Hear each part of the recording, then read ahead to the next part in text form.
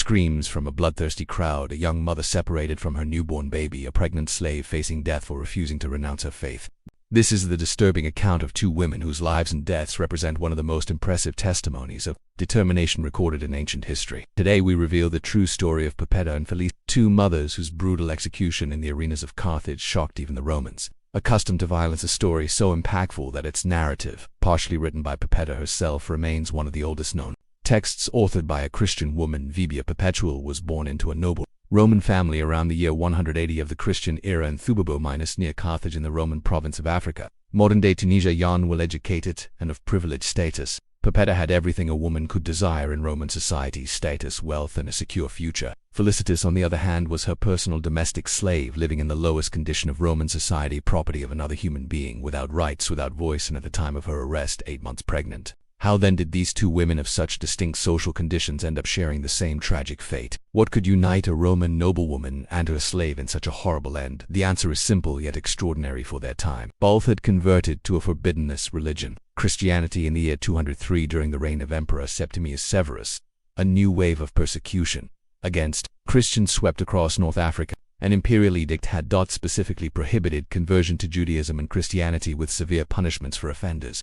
It was in this context that Perpetua, then 22 years old and mother of a baby just a few months old, was arrested along with other catechumens, among them her slave Felicitas and 3 men, Revocatus, Saturninus, and Secundalus. What makes the story of Perpetua and Felicitas particularly remarkable is that much of it was recorded by Perpetua herself in a diary written in prison, an extraordinary document that survived as part of the work known as the Passion of Perpetua and Felicitas. In this first-person account, Perpetua describes her experiences from arrest to the moments that preceded her execution, with astonishing clarity and firmness of purpose. In the first days of captivity, Perpetua faced not only the terror of the Roman prison, notorious for its inhumane conditions, but also the anguish of being separated from her newborn baby, whom she was still breastfeeding. "I was tormented with worry for my baby," she wrote. Her father, a devoted pagan, visited her repeatedly in prison, begging her to renounce her faith for the sake of her child. In a moving scene recorded by Perpetua, he threw himself down before me, tearing at his beard and casting himself face down upon the ground, cursing his years and uttering such words as might move any creature. But neither the love for her child nor her father as despair could shake Perpetua's resolution. After days of torment, they finally allowed her baby to stay with her in prison,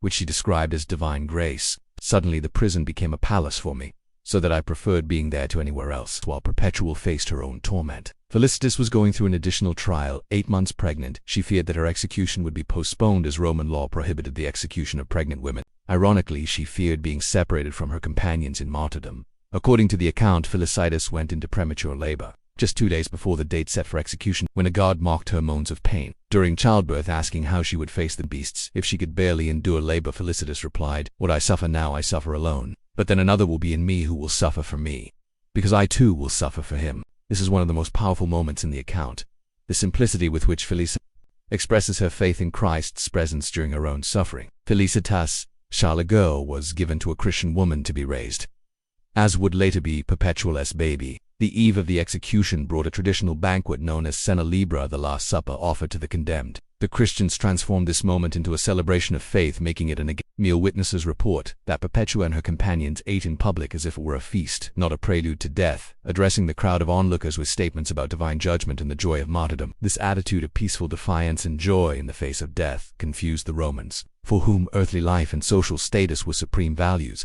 The morning of March 7, 2003 marked the beginning of the games in honor of the birthday of the Emperor Songata Perpetua Felicitas, who had given birth just days before, and their companions were led to the amphitheater of Carthage. According to accounts, they walked with radiant faces, not with fear but with joy. Perpetua is described as following with a shining countenance and calm step as the beloved of God, while Felicitas walked exultant at having given birth in time to face the beasts with her companions. The prisoners were led into the arena wearing tunics. Initially, the men were to face a wild boar, a bear, and a leopard, while Perpetua and Felicitas were assigned to a wild cow, a deliberately humiliating choice, as the cow was a symbol of the goddess Juno, whom respectable Roman women venerated. Before the games began, the guards tried to force the prisoners to wear ritual garments, the men the vestments of priests of Saturn, and the women the vestments of priestesses of Ceres, pagan deities whose worship was linked to imperial power. This was a final effort to force them into a symbolic act of worship of the Roman gods. Perpetua resisted. "We came here of our own free will, so that our freedom would not be violated. We gave our lives precisely to avoid doing such things."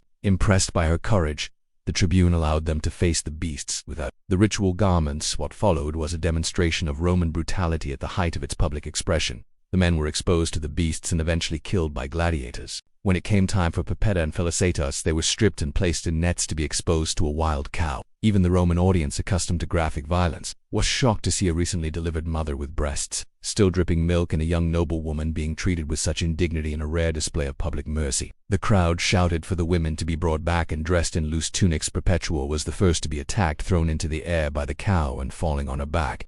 According to the account of a witness who completed her diary, she sat up and, noticing that her clothes were torn on the side, she pulled them to cover her thigh, more mindful of her modesty than her pain. And seeing Felicitas thrown to the ground, Perpetua extended a hand and lifted her up. There the two stood side by side, having survived the first round of torture. The crowd demanded that they be brought to the Santa Vibia gate where gladiators awaited them for the final execution. Perpetua, described as if in a trance, seemed not to realize what had happened, asking when they would be delivered to the cow.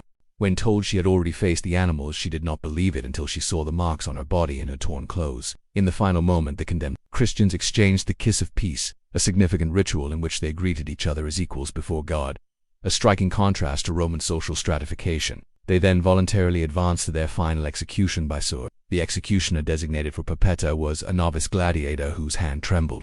After a first failed blow that hit her bones, causing her extreme pain, Perpetua, in an extraordinary final act, guided the man's hand to her throat for the fatal blow. The account concludes, "Perhaps such a woman, feared by the unclean spirit, could not be killed unless she herself willed it." The story of Perpetua and Felicitas quickly became one of the most influential and venerated martyrdom accounts in the early Christian church. St. Augustine, who lived 2 centuries later in Carthage, preached annual sermons on the anniversary of their martyrdom, March 7th, which became their liturgical feast day, a date that still remains in the Christian liturgical calendar. What makes the martyrdom of these two women so exceptional? Perhaps it is the extraordinary reversal of social norms it represents in the rigidly hierarchical Roman society. Perpetua, a noblewoman, and Felicitas, a slave, should have been separated by an insurmountable social chasm. However, their common faith united them in a sisterhood that transcended all social barriers, making them equal companions before God, sharing the same fate and the same crown of martyrdom. Moreover, in a society where women rarely had a public voice or control over their own narratives, Perpetua not only chose her destiny against all family and social pressures, but also recorded her own story, leaving a document that has survived for almost 2 millennia. Her diary represents one of the first instances in Western history of a woman speaking with her own voice, documenting her spiritual experience and her resolution in the face of death. For early Christian communities often persecuted and socially marginalized, the story of Perpetua and Felicitas offered a powerful counterpoint to the Roman imperial narrative. While Rome valued hierarchy, power, and conformity, these women exemplified equality, peaceful resistance, and spiritual freedom. The image of 2 mothers, a noblewoman and a slave, united in their determination and in their martyrdom, became a powerful symbol of a new social order based not on status but on shared faith. The story of these 2 mothers also resonates with a profound irony in a society that valued women primarily as bearers of children and perpetuators of family lineages. Perpetua and Felicitas chose to abandon their newborn babies not out of disdain for motherhood, but out of loyalty to a higher principle. This choice, perhaps the most difficult imaginable for any mother, underscores the intensity of their conviction. Thus ended the earthly existence of 2 of the most remarkable female figures of Christian antiquity, not uncomfortable death, surrounded by their families and children, as would have been the natural fate of a Roman matron and a slave who survived the rigors of her condition, but in the public arena united in their death, as they had been in their faith, offering a testimony that defied Roman notions of power, status, and even motherhood. Their story represents a disturbing inversion of expectations.